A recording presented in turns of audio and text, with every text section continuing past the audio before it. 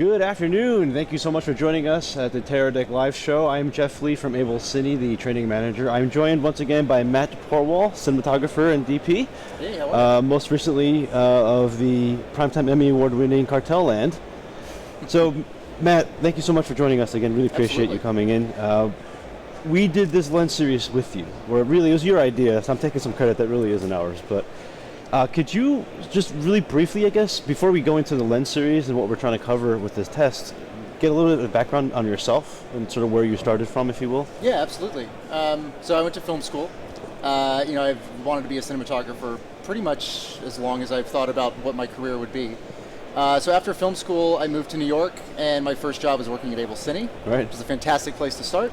And I worked in the rental department, so it was great to be able to just have access to all the equipment, see how it works, see how it interfaces with your productions. And so from there, left and became a camera assistant. And I was a camera assistant for about 10 years, and then moved into cinematography and primarily shooting documentaries. Right. So, and obviously with that came a whole bunch of projects, including what we just mentioned was Cartel Land, which congratulations, by the way. Thank you. It's a beautiful series. For those that haven't seen it, you really must check it out. But during this time, I guess you came up with this idea as a cinematographer. You mentioned this, that it's a golden era, I think you say, of choices. Yeah. So now we have, especially at a trade show like this, where now there's tons of lenses to look at and choose from. So you came up with this idea of performing a lens test. Could you go a little bit into what that meant and sort of what your criteria was for this test? Yeah, absolutely. I mean, we're at a point now. I mean, like you said, kind of I feel like we're in the golden age of documentary, where not only are we having funding and investment and distribution options for documentary like we've never seen before, but we also have technology that allows us to create really beautiful looking documentaries and kind of moving documentaries out of this realm of being educational, dry, type of films into something that is dramatic and has conflict and feels like a fiction narrative film. And so, the technology has really allowed us to do that. And so, we're kind of beyond the point now where we're debating, do we have, what camera and what lens are we going to use just to give us good quality? They're all going to give us great looking pictures. So, I'm always working on projects where I'm trying to figure out what's the best camera and lens setup for this job? This is how I want it to look. These are the environments we're going into.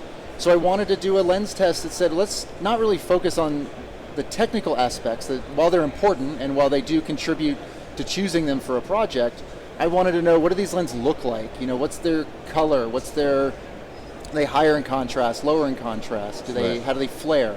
These kind of things that are kind of the more intangible things that you can't read about on a spec sheet. Right. I mean, that's a good point, because as far as I'm aware, there has been no test like this previously. We've seen a lot of shootout type tests, which are really pitting lenses against each other, and oftentimes they do compare them based on pricing, which maybe is not necessarily the thing that you're going after here. Yeah, yeah. Right. Yeah, I mean, when we developed this test, we really had three pieces of criteria that we were looking at. One of them is we're looking at the zoom range, because if we're doing, I'm looking at these lenses and testing these lenses to see how do they work for documentary shooting. So I can't have a short zoom range. I need something that'll cover me. So zoom range was one, so it was a 3x or higher that we were testing. Another option that we were looking at is weight. There's a lot of zoom lenses out there now that are Cine lenses that we've been using for a long time on features that are gorgeous lenses that have great color representation but are massive and weigh up 20 pounds, and that's obviously not going to work for a documentary. So weight was another one. It was 6.5 pounds or less. And the third criteria, which isn't really a criteria per se, is that price is not a factor. Right. So I'm putting lenses in here that fit the 3x and fit the 6.5 or less, but I don't care what they cost. So we have a lens that's $800, the 17 to 55 Canon EFS. We have a lens that's up to almost $40,000 with the Cabrio 19 to 90.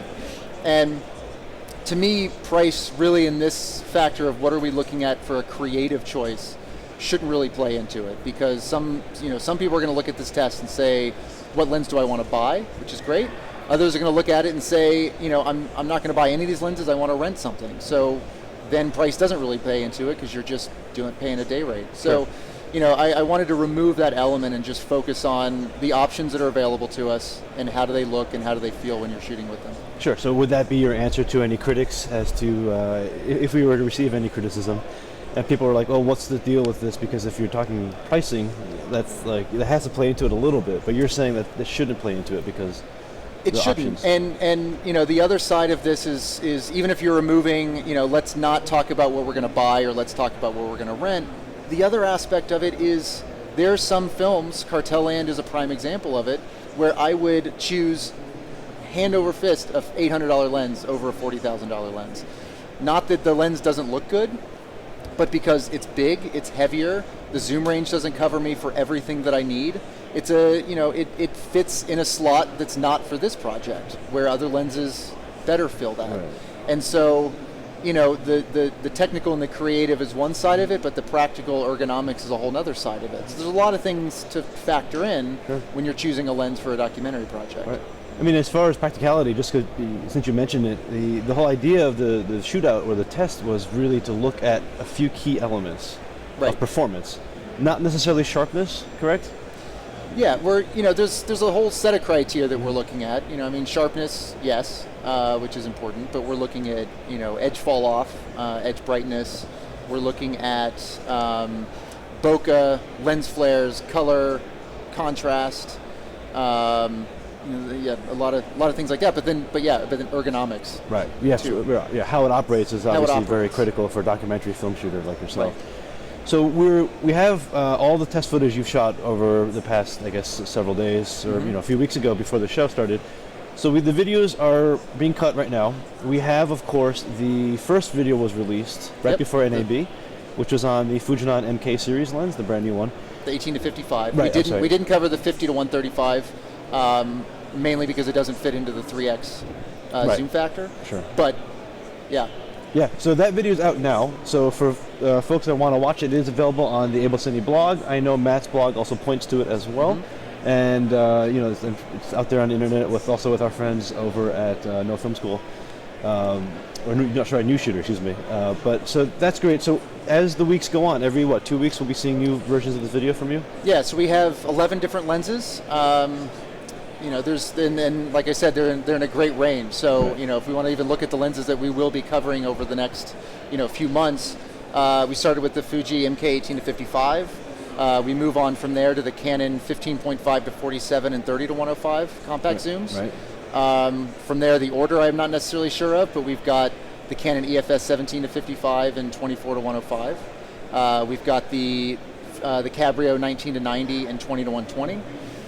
We have the Sony 18 to 110. Right. We have the Zeiss 21 to 100. We have the Canon 17 to 120. Right. I think that might be all of them. I think you hit them all. I'm shooting a little bit. I happen to have it in front of me. But yes, you hit them all. 18 to 80, I think you mentioned? And the Canon 18 to 80. Compact silver, yeah. So there's going to be a detailed blog posting with your thoughts written out. Also a lot of video to go along with that as well, including some of the test footage that you shot. Right? So can you describe some of that test footage, like what were the scenes and what you were looking for? Yeah, so, another aspect of this lens test for me as a documentary shooter is there's a lot of lens tests and comparisons and shootouts that are on the internet now. And, for me, a technical test does give you useful information, but only to a point, because there's only so much you can figure out of the textural creative qualities of a lens by looking at a resolution chart. It answers certainly a lot of questions, and so what I wanted to do with this test is, yes, do some of those technical things, but I also wanted just to create a documentary shooting environment, or a multitude of documentary shooting environments that I would find myself in regularly, and that I'm assuming a lot of other filmmakers find themselves in, and shoot it in a real world scenario. So I'm shooting it handheld. It's repeatable action, but it's not, we're not using motion controlled, repeatable things, tripods, stuff like that. It's just, let's just see what it looks like in environment. So the first environment that we set up was someone playing pool. That was inside, but during the day, daylight balanced, a little bit of mixed color temperature. We did a scene with two dancers outside at night under cafe lights, kind of a nice soft tungsten lighting scheme. And then we set up an interview frame. And so through those different environments, I was able to shoot the way that I normally shoot with all these lenses, see not only how do they look, how do they reproduce color, skin tones, how do they flare, what's the bokeh look like, but I'm also able to see how do they feel when I'm holding it. What's the weight like? What do the focus gears feel like? What's the focus rotation like?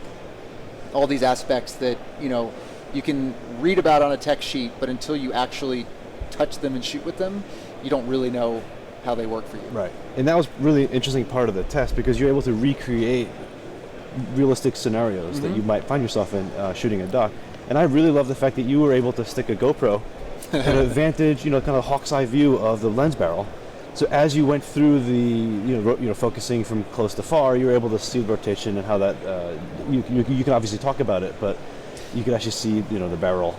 Yeah, because again, for people that aren't shooting with this lens themselves, right? Here I am explaining what it's like to have the MK18 to 55 on a camera and what it feels like, and I can talk about it all day long, and you could, have some wider shots of me shooting with it, but by putting the lens right, or by putting the GoPro right where the lens is and me operating, you can really see when I'm talking about the spacing between the focus iris and zoom rings, what that looks like, how I can operate with one hand with a finger on each ring, and what the focus rotation looks like, and so it gets you in there. So I think that was a helpful addition for myself as well as how did it feel when I was shooting with this. Absolutely. So we actually have the teaser trailer that we released before we released the first video, which is on the MK again. So actually, if we can air it now, so let's give it a look. We are in the golden age of documentary filmmaking, and this is due in large part to the camera and lens technologies that have recently been made available to us. We wanted to better understand the many lens options and how they impact the look and feel of a project. In the Behind the Lens series, we test 11 zooms to see not only how they perform technically, but also how they handle when shooting. We created a variety of documentary shooting environments and ran the lenses through one by one. Be sure to tune in to this 11-part series as we go in-depth with documentary zooms.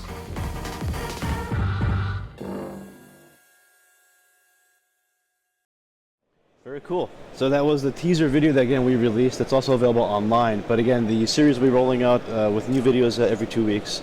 So definitely need to look into that. So I have this quote from you that I really love. So in the past, you've said this, that as storytellers, our job is to go in and not have any preconceived notions of what the story is until we fully understand it for ourselves. And I think that does apply to this test too, because just like in a documentary situation, you don't want to paint a bias towards whatever you're shooting. Right. So how did you separate some of that maybe preconceived notions that you had or didn't have when you came into this test? Yeah, so it's interesting where while our jobs are to understand and well research what we're doing, so even from the storytelling perspective, if we're making a film like with Cartel Land, if we're making a film about drug cartels and these militia groups in Arizona, I want to know who are these people, and I want to be able to understand as much as possible. But with that said, I'm only reading about it and experiencing what their viewpoint is from other people explaining it to me. So while I need that background, I also want to go into it open-minded and say, I am here to experience, and it is through my experience that I'm translating this to an audience. So the same applied for, in a way, how I approach this lens test, because I've done all the research on all these lenses. I've read all the spec sheets. I know, what they're all capable of doing. But until I get it in my hands and shoot with it, I need to, in a way, put all of that aside and just say, while I have this on the camera and shooting in these different environments, what does it do for me? Where does it shine? Where does it not? Where would I choose to use this? Where wouldn't I? And so I think it's important because a lot of people will tend to go straight to, say, price, for instance, of, okay, if it's, it's the price correlates to how good of a lens it is. And while there is some truth to that, it's not the full picture, and you can't approach it that way exclusively. The same goes for any of the other attributes, a consistent T-stop, a variable T-stop, what the T-stop is, size, weight, all of these things are just a component of the lens and how it functions. And so then you need to test it for yourself, or at least that's what I'm trying to do in this, is test it for other people if they don't have the opportunity to see it themselves.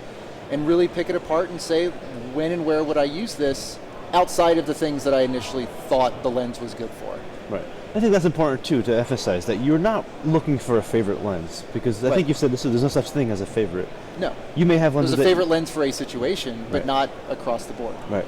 And yeah, exactly. That the Canon 17-55 is a good example. You've mentioned multiple times that is a lens you go to, what, 80% of the time? Yeah. I mean, if I'm doing a film like Cartel Land, there are better lenses out there, and that's non-disputable. But for Cartel Land, there are not better lenses out there.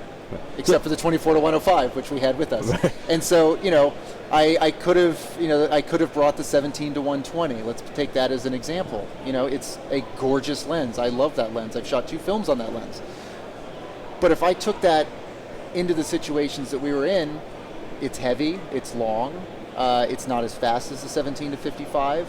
There's aspects to it that, it would destroy me if I was going on day-long hikes through the mountains in Arizona, or bouncing along in the back of a car in Mexico.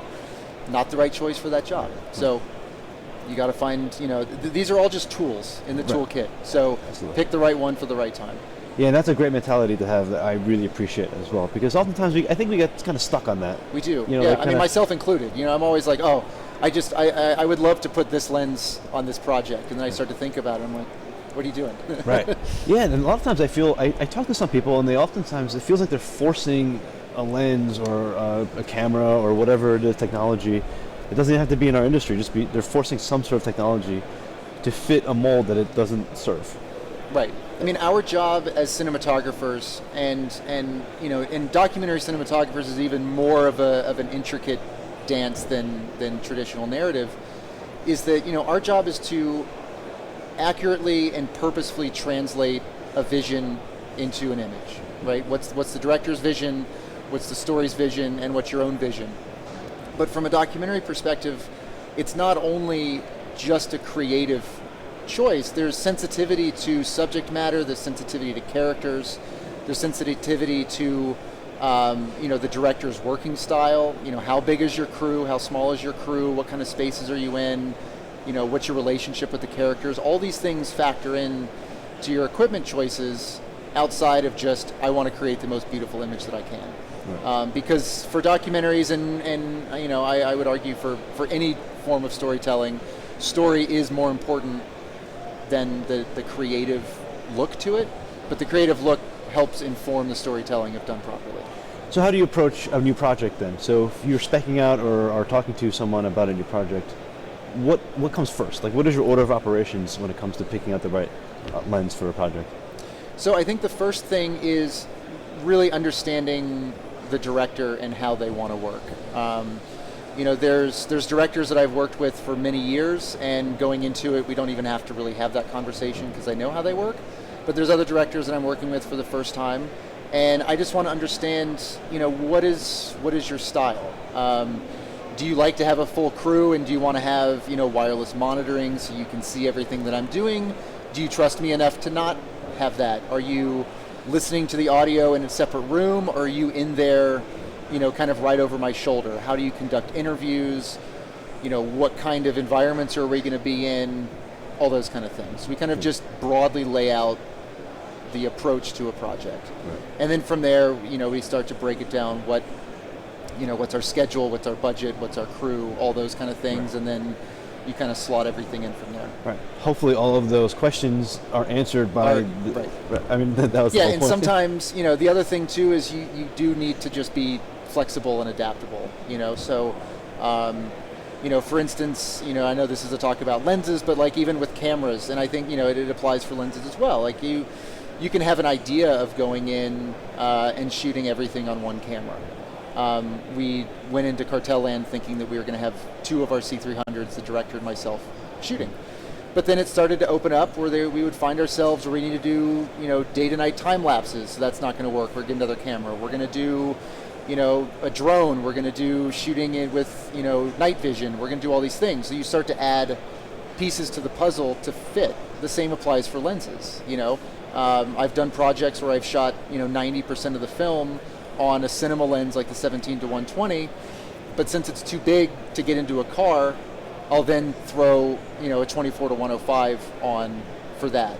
And as long as I understand what that lens looks like and how it responds, and what its limitations are, do I want to shoot it wide open, do I not, those kind of things, then it's okay to mix and match all these things as long as you understand what the lens is giving you. Sure.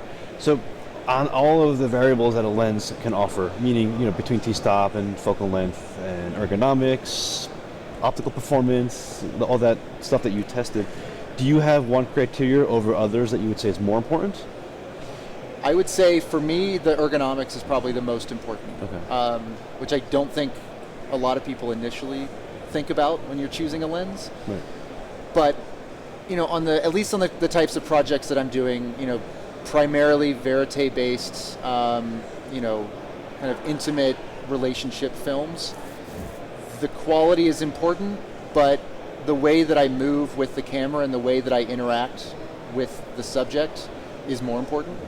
And that doesn't mean that inherently requires a smaller lens either. There's a lot of talk about, this is a great documentary camera because it's small. This is a great documentary lens because it's small. For me, the size, specifically the size of the lens and the size of the camera doesn't matter. It's how you present yourself behind it to a subject that creates a level of comfort. And so you could have the biggest camera imaginable and be a respectful, compassionate person behind it, and they won't know it's there. But you could have the smallest camera lens possible and be kind of, abrupt and mean and forceful, and they're going to always notice the camera and the lens. Right. And so it's that balance of what can I be the most comfortable with in moving and interacting with them with the camera on my shoulder to tell their story. And so the ergonomics plays really a bigger role because, all of these lenses that we're looking at now and all the lenses, primes, zooms, everything in between, they're all great quality. Right. So we don't really have to worry about, are they going to be good enough for our project? Because the answer is most likely yes. Right, and obviously good enough is subjective as well. Right, and good enough is subjective as Right, well. So, it's really, that's where ergonomics is the most important. Sure.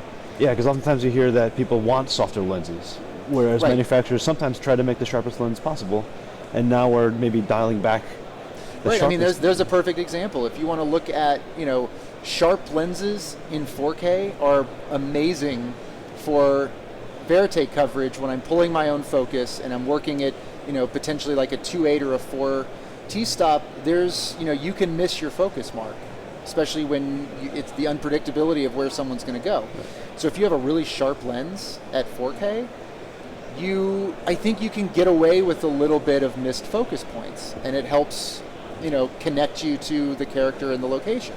But if you're shooting an interview with somebody, you're doing a sit-down interview that's kind of proper and you want them to look as best as they possibly can, you've got your beautiful soft lighting, and you have a really sharp lens, it's not the most pleasing for people. Mm-hmm. So you might want to choose for interviews a slightly softer lens or one that's a lower in contrast or things like that. So you can really pick and choose to fit the right purpose for when you're going to use it. Yeah.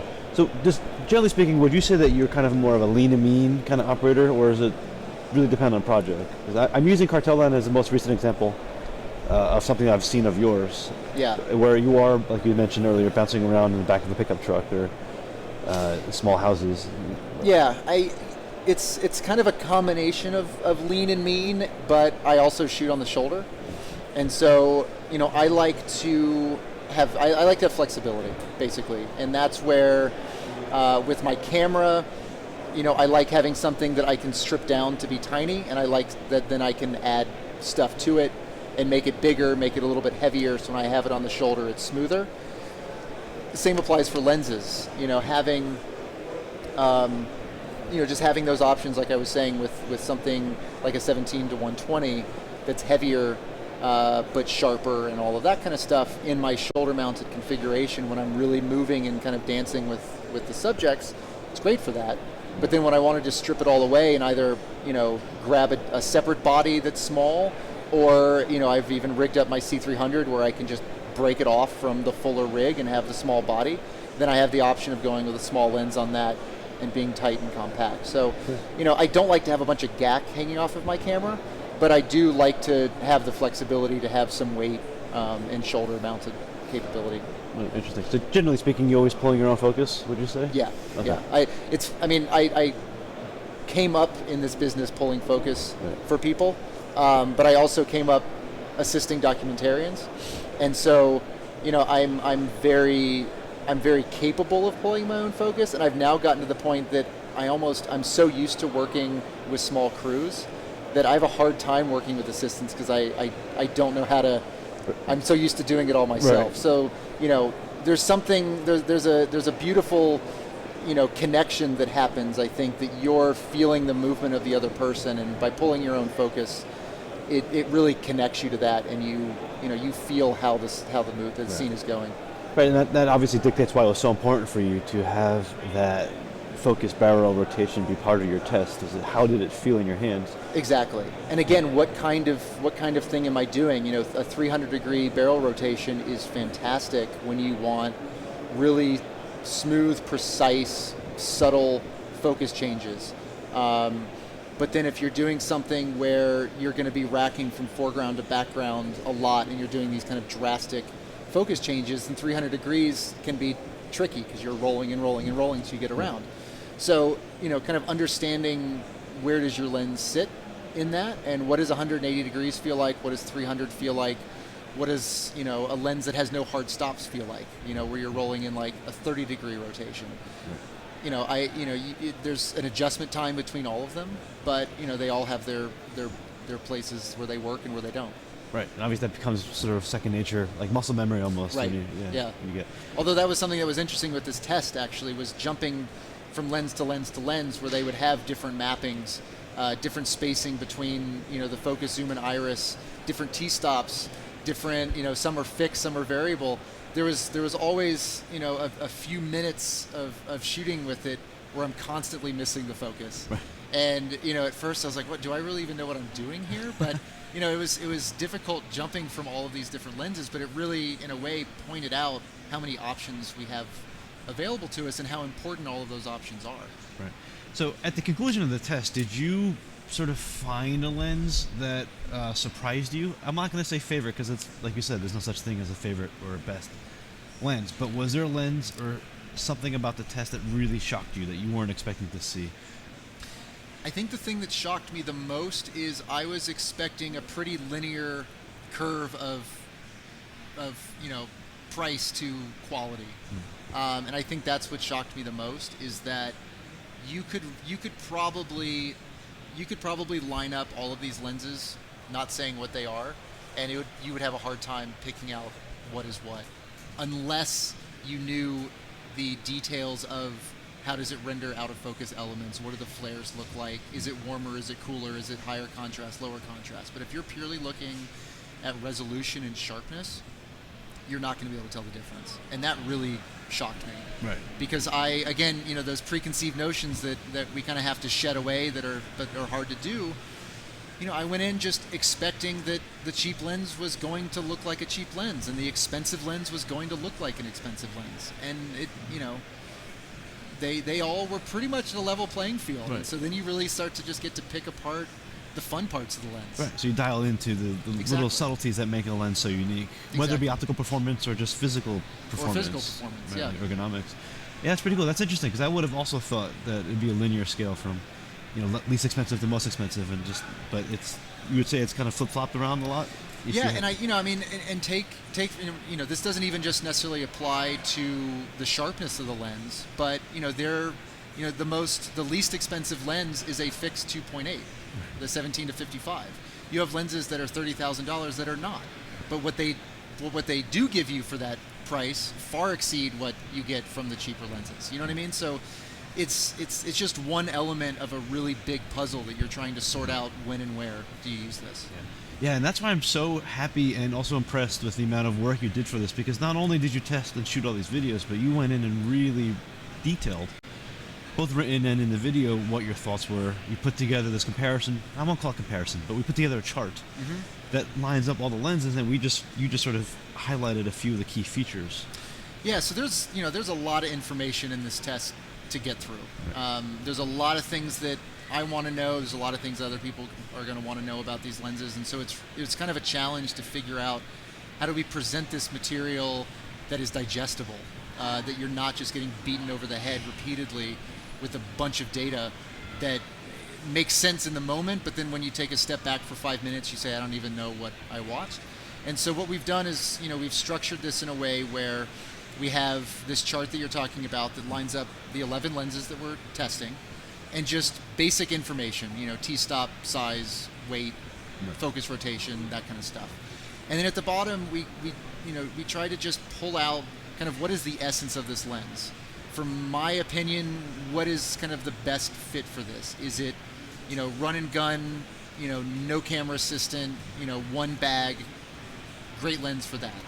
You've got, your kind of top shelf, you've got a budget on this movie, you're going to do a full color correct, it's interview driven, this is a lens for that. And we try to find where does it fit and present that in a very, readable fashion. And then from there we have a video that we put together of, sample material, behind the scenes footage, me kind of talking through the lens, that's really kind of expanding on that chart. So opening up more of a conversation around the essence of that lens, but they're still pretty short, 3, 4, 4.5 minutes, something like that. And so that's not enough time to give you all of the information. So then we have a written component that lists out really all of that information and gives screen grabs, gives sample footage, gives, all of these elements that you can really start to pick apart and, spend more time in and take your time with. So we wanted to kind of make this a ramped experience of how much or little information you want to get out of it. And then, while this is not a test to pit them against each other, there's certainly going to be situations where I have a project and I'm feeling like I need this, and this type of lens. So now I've narrowed down let's say the 3 choices that I would want. Now for yourself, you can take the video in the post and you can do your own comparison to sort out what it is that you want to use. So all of that information is available, and hopefully people will find good ways to use that information. Right, and find good ways to draw their own conclusions. Exactly. I think, which ultimately was your goal when you started this whole project. Yeah, because I think, lens testing can be a very isolating experience. Most cinematographers do a lens test for a project, whether, probably more so in narrative than they do in documentary, but, you're still taking time testing your equipment. But that happens in the confines of either your house or a rental house, and you have a little interaction with, your camera assistant or the prep tech at the rental house, but that's kind of it. And so everybody's doing these tests, but I felt like it would be really nice if we compiled all this information and just shared it to other people. Right. And that's where the community aspect of it is really important, and that's a big reason of why I even came to you guys at Able to help do this test, is because not only did I not have the ability or the time or the access to pull together all of these lenses at one time, but you have the infrastructure and the community behind you that I think people really look up to AbelCine as a place to go for smart research and help on how do we use these products in a creative way. And so I think it really worked out to be able to tap into that community base and say, here's this information, let's play with it, and comment on it and let me know what you like, and let me know if there's things that we can tweak in other videos to make this more useful to you. It's a dialogue. So I'm excited to see as these roll out how people respond to it. Yeah, I am too, and I'm happy that we can serve as that hub. Again, this is your test. We can't really take too much credit for it. We supported you as best as we could, but your conception, your idea, everything about it was yours. But we love the community aspect, and I've already seen you've replied to several comments that have popped up on the first video. So the fact that folks basically have access to you. Oh, absolutely. No, I love that. And even being here at NAB, it's amazing walking around the floor and people come up, they're like, oh, are you Matt? Did you do the video on the lens? I actually had a question about that. I'm like, hey, I'm here. Let's sit down. Let's grab a coffee. Let's talk. So, That's cool. It's great to be able to open that dialogue up, and what better place to kind of present this than NAB as well. So this is kind of a great launch pad to get this going. Yeah, timing-wise worked out perfectly well because we really, really wanted to get it out before the show, and we're happy that we were able to get at least the first one out. And now introduce the concept to get people really excited. In some ways, maybe we should have waited for NAB to conclude, because then we would have had inside information to some of the newer lenses. But ultimately, it didn't matter at the end of the day anyway. No, and I think, I like sitting here talking to you about it now, not focusing on specific lenses, because again, they're all great quality and they all have their own attributes. And so, what I would rather do is sit down and say, you have a particular project. Now that I've shot all these lens tests, let's talk through what would be good for you. Yeah. But to do it, in an environment like this, we obviously can't take the time to sit down with everybody that's here. So it's kind of nice to talk about, this is what we're doing and this is what will be coming. Here's how I hope you use the information. And then later on down the line, either through comments or however, it would be great to, open this dialogue up and say, here's the information now. How do we find the right lens for your project?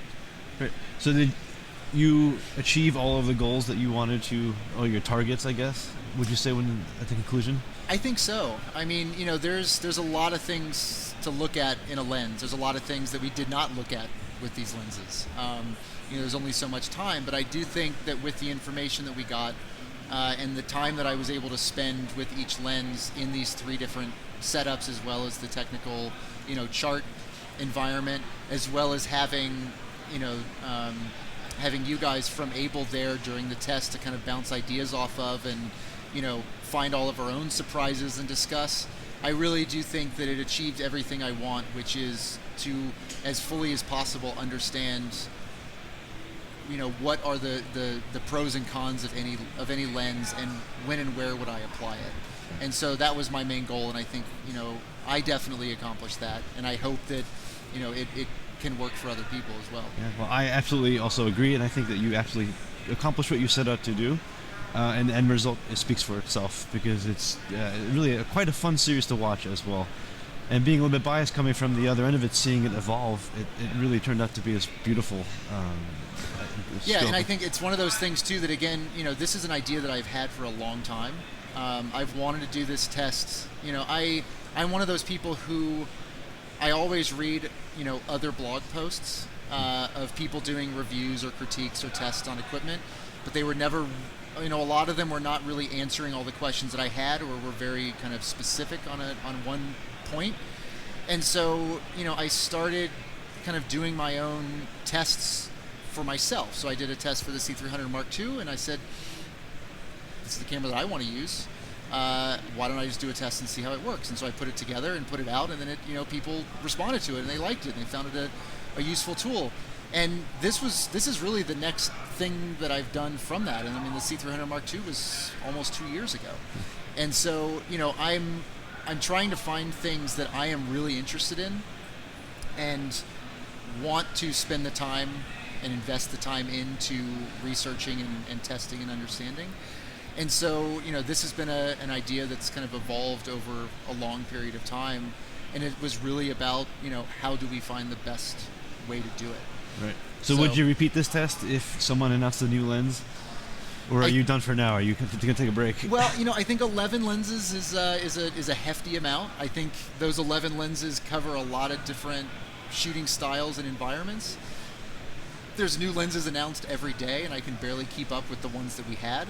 Right. So, I think for now this will probably do it. I think there are, 1 or 2 other lenses that we already know are in existence, but we haven't really been able to get our hands on yet. So, for myself, I would certainly be curious to try it, and if we're able to get them and shoot an appropriate test, then we'll add it to this. But, I think for now, this should give people a lot of things to play with. Because again, these lenses range from things that are brand new that we haven't seen yet and that people have not been able to shoot yet, to lenses that have been around for many years. Right. So it's, again, it's not about kind of the new, latest and greatest release. It's just about what do we have available to us. Right, within the criteria that you... Within the criteria that we have, and what do we want to do. So I'm just excited to see that hopefully this criteria base does grow so that we have even more options. But for now, we've got a pretty good subset. And I think in some ways, too, you're going to influence the next generation of lenses. Because you've set out these criteria, I think manufacturers might take notice. I have no insider information on this. I'm just speculating. But I feel like they're going to... Because, the most manufacturers are pretty nimble when it comes to observing what the industry wants.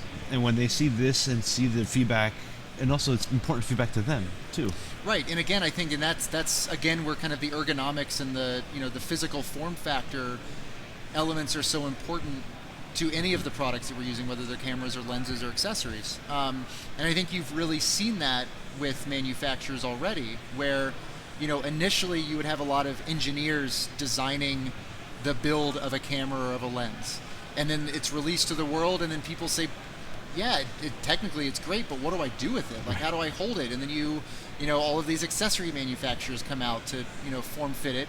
And then lo and behold, the next evolution of that camera or that lens comes out, and it's like, oh, now we've added a servo grip. Oh, now we've got, a cheese plate on the top of the camera that you can do things with. So, manufacturers are smart and listen to the people that use the stuff. And so I hope that this is one way that can help inform what is it that people want to use about the equipment. But then I think also, the community at large responding to these posts, putting these posts to use, sharing this information with other people in other locations to say, this is what I found useful and not useful about these lenses. I hope that that's information that, while it spreads out, manufacturers are able to see and say, this is what people really like. Let's keep doing that. It's a win-win for everybody. Yeah, that's great. So it's a great sort of two-way communication Right. and dialogue. So what's next for you? What do you have in the works? I mean, we're lucky that you had time before NAB to do this because you came up from project to project. Yeah, no, the timing of this really worked out. So, it's been, I live in this really strange world where I get extremely isolated from the world working on a project. I'm generally doing 1, maybe 2 films a year that, take a lot of time, and I'm kind of embedded in different locations. And then it's nice to come up for a breath of fresh air and do a lens test like this and come to NAB and then kind of go back down in the rabbit hole. So I'm actually in about a month going to Uganda to finish a film that I've been shooting for a couple years, and this is an awesome project where it's a little bit different from some of the other films that I've done, where we're following a filmmaker who named Isaac Nabwana, who has made 47 feature-length action kung fu movies out of the slums of Kampala for $200 or less per movie. Wow. And he's a prolific filmmaker, and he is now reaching kind of international cult stardom, but does not have, a real sense of community or acknowledgement in his own country. So we've been following Isaac's journey through this kind of stardom internationally, but struggle for recognition at home. And it's a really beautiful project to be a part of. And what's been really fun about it is, we're shooting this film because it's a movie about making movies. They're shooting their films on, smaller handy cams because, HD is still difficult to process and download with internet connection and power and computer speeds. So we have the look of their films, and we kind of have gone the exact opposite, where we're shooting in 4K, we're shooting with cinema lenses and primes, shooting in 2:3:5 aspect ratio. So it's been a really fun project to work with them on, of kind of showcasing the work that they're doing and the importance of the work that they're doing. So that'll be a lot of fun. Yeah, that sounds awesome. That sounds like a blast to shoot and just be part of. That's great. So I really want to thank you for joining us here today. Also, taking all the time and effort and energies you've spent already on this project. I think is an invaluable resource to the community, obviously to yourself and to us internally, but just to the community at large. So Matt, thank you so much for everything you've done, and really appreciate you joining us today. Thank you again. Absolutely. Thanks so much. That's it for now, I guess, and thanks for watching.